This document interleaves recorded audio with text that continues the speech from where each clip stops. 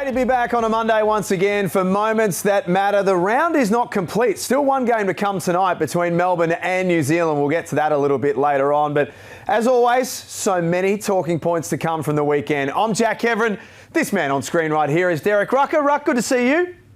Good to see you, Jack. And what a round it was. And as you said, one to go. But things are heating up as we get into the meat of the season. Let's start with the Southeast Melbourne Phoenix. Now, normally when we've started with the Phoenix on the show this year, it's been for all of the wrong reasons. They were 0-5 and there are a lot of things not working, but there are a lot of things that are now working. 2-0 on the weekend. They were ultra impressive yesterday against Perth. And I think the thing that was really noticeable for us at the game yesterday is the buy-in already for new coach Josh King. Yeah, the buy-in has been tremendous. And Josh King, I found him to be impressive. He came up before the game, introduced himself to the three of us, and we had a nice little conversation. He gave us some background on who he is as a person, his interest in the NBL, how he's viewed the NBL from afar. And then he went out and coached a really good game, Jack. And a lot of credit goes to Sam McKinnon. Credit is due to him for what he did in transitioning the 0-5 Phoenix to the point where Josh King could take over. Also, the players, their adaptability throughout this process has been really good. They're now winners of 4 of their last 5 games, and they look like a totally different outfit from the team that we first saw at Hoops Fest up until the departure of Mike Kelly. What are you seeing with that? What is so different about this team from the team that we saw in the first few weeks? It's the willingness to stick with the organized game plan. They clearly understand what they want to do on both ends of the floor. And this is a team and a franchise that has been maligned for years for their poor defensive conduct. But now they have climbed up. They may actually be in the top 4 for the first time, and I can't remember how long in defensive rating. The transition has been phenomenal. And now once you start performing on the defensive end, it takes the pressure off the offensive side of the basketball where we know they are capable. But now if they're able to do things on the defensive end and create easy opportunities for themselves, then some of their more talented players get easy opportunities. And I think the main person who has impacted positively has been Nathan Sobey. He looks far better on the offensive end. In fact, Jack, he looks like a happy player. Yeah, he was next on the run sheet to talk about. He looked in a great headspace yesterday. One of his most efficient games I think we've seen in the last couple of seasons. And then you go back to Friday night. We always talk about the moments that matter on this show. That big shot late in Launceston, some would say that it wasn't the wisest of shots, but this is the belief that Nathan Sobey always has. That's correct. And I thought Andrew Gaze made a great point yesterday and talking about you can never criticize Nathan Sobey's effort. He is always up there giving you everything he wants. But where he's been criticized often is sometimes his basketball IQ and his ability to make decisions at critical points. Now, no one ever blames you if you make a bad decision and it pays off. That's basketball. That's the beauty of hindsight. And perhaps that play in Launceston wasn't the textbook theoretical time to make the play, but he pulled it off. And he's such a talent that sometimes you have to be willing to live with that. But yesterday, Jack, I thought in the game against Perth, his decision-making was impeccable. He had a few mistakes there in the second quarter, but I didn't think it was from poor intent. But then in the second half, he really put the hammer down, came up with big plays, created for his teammates. And I thought that was the most willing I've seen Sobey able to facilitate for his teammates in a very long time. Shout out as well to Angus Glover. In amongst all of this ruck, they had no Derek Walton Jr. This is a premier point guard in this competition, and they've been without him.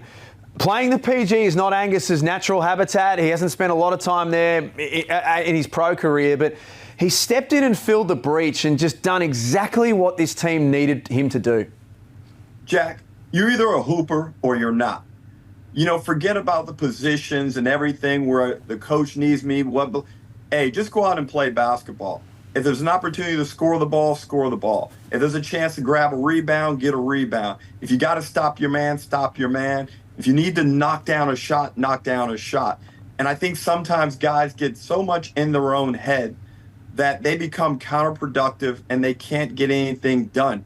Just go out and play the game, and you'll find a way to impact the team positively if you're a really good basketball player. And that's what Glover's doing. He's taking full advantage of his opportunity, 17 big points in yesterday's victory. Why, when you said you're either a hooper or you're not, why did you look at me when you said not? No, there are some players, and we're going to touch on Tasmania because, I have a problem with one of their imports not just being able to play basketball as I described. Before we get to them, just quickly to finish up on Southeast Melbourne, they've got Sydney in Sydney on Friday night. Not a bad time to be getting the Kings as well. And then back home on Sunday against an injury-ravaged Cairns Taipans, 4-6. Ruck, all of a sudden, by the end of next round, they'll be above 500 potentially. Potentially. And that game in Sydney is going to be huge. Friday nights in Sydney for years were the marquee game. Now we know Sydney play a lot of their games on Sunday afternoon. So this is the rare Friday night outing in Sydney, and it is a big-time matchup. The Kings are trying to find themselves, but the Phoenix have a real chance now to put themselves in the top 6 and really put everything that's happened behind them in the first 8 rounds. They can put it all behind them now and really genuinely look ahead to making a run at a championship. Okay, I can't hold you back any longer about Tasmania. You're dying to talk about what happened yesterday. Go for it. Okay. Right now, their imports are struggling. We've highlighted this. We've been kind about it at times. We've been quite critical at other times. They won a championship last year. You've got 3 imports: Doyle, Crawford, Sword. I believe that Doyle and Crawford have a grace period. They put a banner in that place. They created history in Tasmania. They get at least a year, okay? The man that's going to, unfortunately, face the sword, I believe, so to speak, excuse the pun, is going to be Craig Sword. He's just not getting it done, Jack. And he's had plenty of opportunities. I know people are talking about playing time, but he's just not productive enough when it matters. The other night in that loss to Southeast Melbourne, he plays 15 minutes, none of 3 from the field for 0 points. That's inexcusable. And it gets back to what I'm saying. If you are a basketball player and a high-quality player like Sword is, this is a guy who's been in the G League and he's been productive. You can't leave a game with no points when your team desperately needs you. Then yesterday in Sydney, as a collective, they put 60 on the board. 60. Now, I know they were without their best offensive player. Will Magnay has now become their best offensive player. But those imports had to find a way to just get 60 on their own, help the Aussies out, and try and put up some type of fight. Jack, we've seen this team get their butts blasted twice now in the course of 3 weeks. We haven't seen that over 3 seasons. There are huge trouble signs down in Tasmania. They've got to make a change. They've got to get an import 4-man in there ASAP, especially if Will Magnay has any type of injury concerns. We hear it might be a shoulder complaint. They've got to make a move fast. They've got to make a move this week. It's a really interesting one, Ruck, because in every season it feels like with Tasmania they've had ups and downs, and generally when they've been in the downs, we've always said they'll work it out. And history says that they do. I don't know that I share that belief this season. I think based on what we're seeing right now, I don't feel as though it's going to turn around. Jack, the feeling wasn't right out at Hoops Fest. We all felt it early that this team, the energy wasn't the same. And it's unfortunate because Tasmania, they're probably, if not your favorite team, everyone's second favorite team. We loved the story last year. It was a Cinderella, fairy tale type championship win. We all loved it. But right now that's over, and teams are coming after them. Teams want to bury them, but they don't have enough firepower. I think I said it in the preview show, back in August. I didn't think they had what it took to successfully defend the championship, and now it's coming to fruition. Now, you can cave and say, we're just going to play this season out. No one would blame you for doing that. You won a championship. You've had 3 great years. A down season probably is on the cards, okay? But I don't think the fans are going to stand for that, and I think they want to see this turned around quickly. Let's talk about the Perth Wildcats, the good and the bad, I guess, from the weekend just gone. Let's start with the negative, and the obvious talking point, I think, for them, Ruck, is that they're not defending well enough at the moment. They've allowed 100 points in both games over the weekend. Yes, they outscored Illawarra on Friday night, and that was great, and we'll get to that shortly. But, I mean, you've been around this league for a very, very long time, Ruck. Defence wins championships when you play here in Australia. It certainly does. And how are you capable of defending when you go on the road? Yesterday was a pretty poor showing. And not only the numbers, Jack, but I think John really, when he goes back and he analyzes the film, he will see that they did not come out of the gates with the type of intensity and focus that was required to stymie Southeast Melbourne early. And Matthew Hurt was able to do whatever he wanted in that first period. 6 of 6 from the field, 14 points. Now, they adjusted and were able to shut him down effectively throughout the balance of the game. But the problem was the confidence had been established throughout the group. And in fact, the lead grew the more they shut Matt Hurt down. And so that's a widespread thing. I thought on the perimeter defenders provided almost negligible resistance against the Southeast Melbourne Phoenix guards. Sobey was able to get on the rack. Glover was getting on the rack. Foxwell was able to attack. Lewis was able to attack. So what does John really do? Well, to his advantage, they've got some fairly soft teams coming up in the schedule. Okay, some teams that aren't really tough offensively, where they can rack up some wins while he continues to work on the defensive concepts and increasing the intensity. Jack, I think after 16 games, the Perth Wildcats will find themselves at either 9-7 or 10-6. We don't know when Bryce is coming back, but if he comes back around that time, they're well positioned to make a run down the stretch. So that's the negative. The positive is some of the individual performances we saw from the weekend. Let's go to Ben Henshall first on Friday night. Absolutely shot the lights out. And I think, hand up, I speak on behalf of a lot of Australian basketball fans that we've been waiting for that sort of game from Ben Henshall. He's exciting. He's athletic. He's got a high level of confidence in himself. He's got a lot of shots. He's only 20 years old. And I'm curious to see how he can build upon the success. Now, he didn't quite get it done backing up in Melbourne yesterday, but, granted, he wasn't the only one that struggled yesterday. But he must figure out a way to be consistent every time he takes the floor and understand that they don't need the big hit, 25, 26 from him every game. If he could just come off and be 13, 14, 15, along with one of the other bright lights at the moment, Elijah Pepper, if those guys can kind of provide a tandem of young guards who can score, then I think that's going to really assist Perth going down the track. Pepper's the other one, 17-6 yesterday against Southeast Melbourne. How does this all work? This is the million-dollar question, I think. How does this all work, though, when Bryce Cotton eventually comes back? Well, if those guys gain confidence and continue to improve as players and become more reliable, more consistent, what it will do is allow John really not to rush Bryce Cotton back into the lineup. It will allow him to kind of let Bryce play critical moments, build his stamina up slowly instead of like rushing him back and trying to regain so much of what was lost. Perth are going to be fine over the balance of the season, but a lot of it is dependent on Pepper, Henshall, both Harris boys. They need to be solid contributors, but the headliner, Keanu Pender, must play better consistently. Yesterday he was down again, Jack, and we saw the result. Agree. Yeah, and to be fair to you, you've said this a lot, that Bryce might be their best player, but Keanu might be their most important player.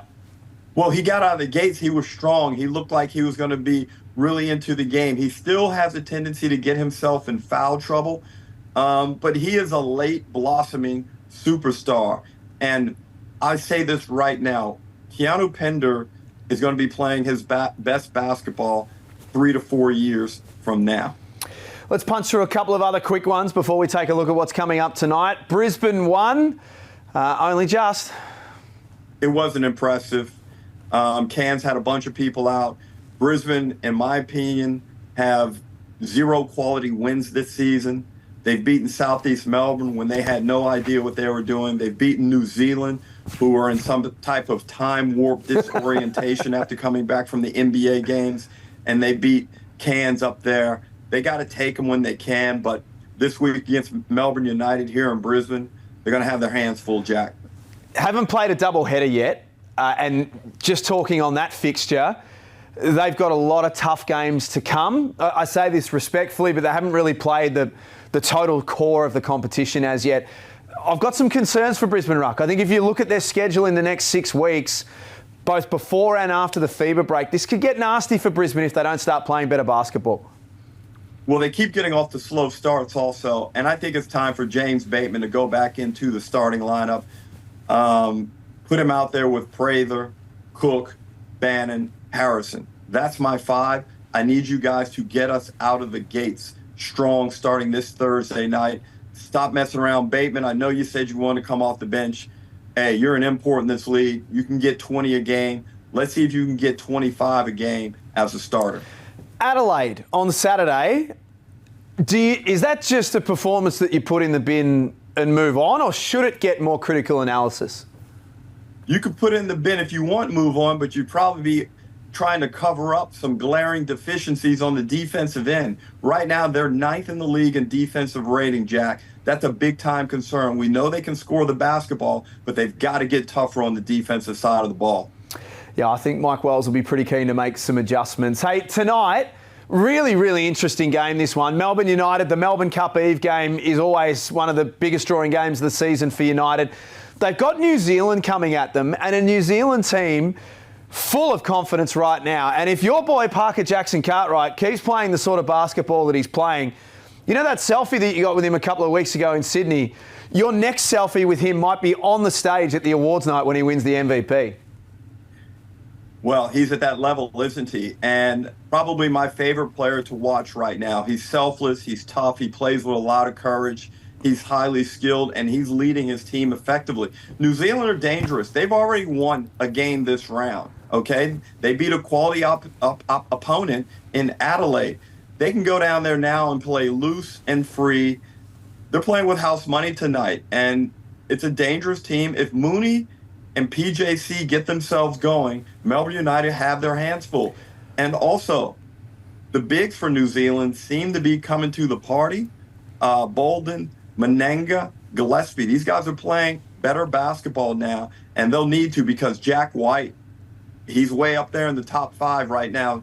He's playing very good basketball, and a guy who's full of confidence. A great matchup for Melbourne Cup Eve. Shout out to Freddie Gillespie too. 13-7 with 5 blocks. That offside block on the weekend that's one of the moments of the round. And you know, we touched on this a lot last week, Ruck, but for him to put that performance out with what's going on in the background and the 7'6" shadow of Taco Fall, that was a great performance.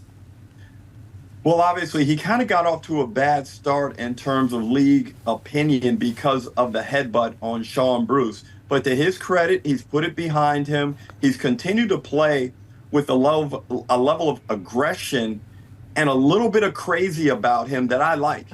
And I think he brings a real edge, and the New Zealand Breakers are benefiting. And also, Jack, he's a little bit better on the offensive end than we think he is, and he seems to be improving and finding a nice level of comfort playing off of those guards. If Melbourne win tonight at home, do they move, in your mind, to the number 1 seed right now?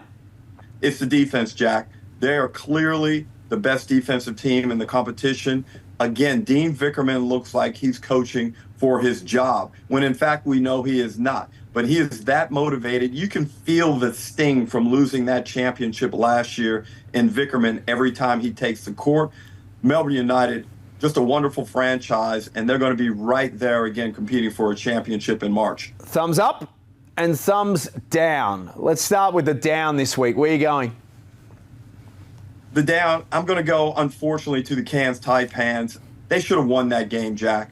I know they didn't have their people, but up 12 in the fourth quarter, it was a real chance for them to keep their nose above the water, so to speak, And I thought they squandered that opportunity in front of their home crowd with Rob Edwards absolutely on fire. Yeah, we don't often share the same, but they were mine as well. Maybe a bit of a different slant on it. I agree with you, they should have won Saturday night, but it does kind of feel if they can't get Taron Armstrong and now Tanner Groves, I know they've got Deshaun Taylor coming in for a bit of help, but it's starting to feel a bit like last season again, where Adam Ford just doesn't have access to his best players. And when you're a small market team with a small budget, you need your best players out there all the time.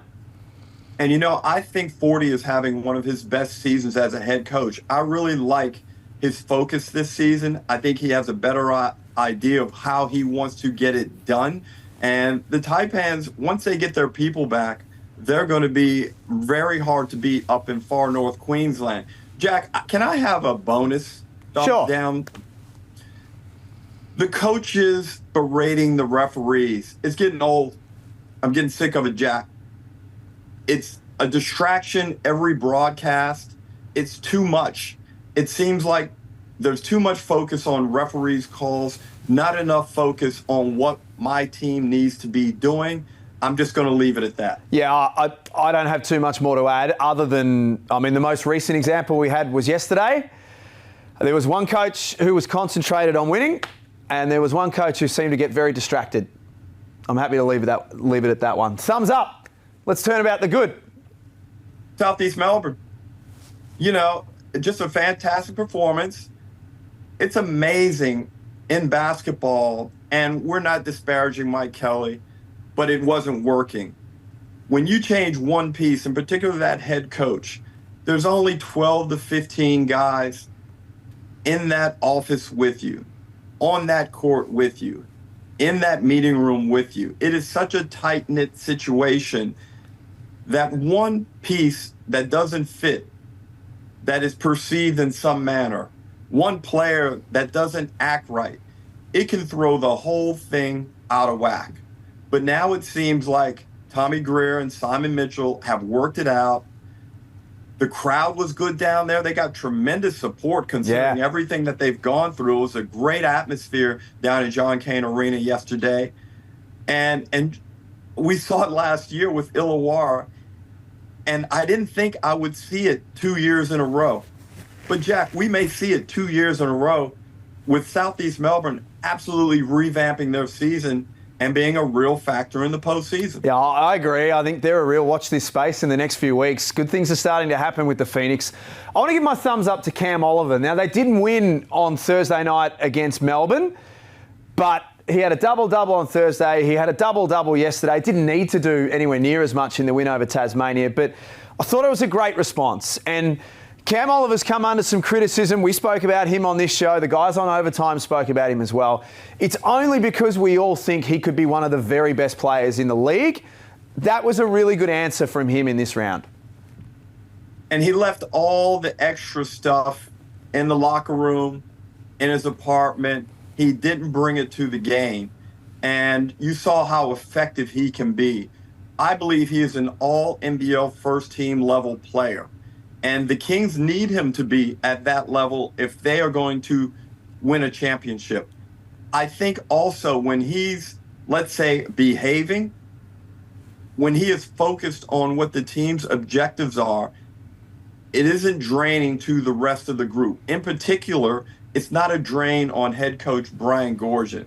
It allows Gorge to do what he wants to do, which is coach the team and not worry about all the extracurricular activity that Cam Oliver was generating before last round and the beautiful change that he made. So I agree with you. Great choice on your thumbs up. It's going to be a big game on Friday night, that one, between Southeast Melbourne and Sydney. We'll be watching on with interest, as we will be tonight from 7 o'clock. You will check it out. And, of course, check your local guides because there's time differences all over Australia now. It's all got a bit confusing. But it's Melbourne and New Zealand to finish off this round at John Cain Arena. Ruck, have a great week. We'll look forward to doing it again next week. Always a pleasure, and I will see you for NBL Now on Thursday. You most certainly will, and of course you can stay up to date with all the latest news and information and analysis at NBL.com.au and download the NBL app.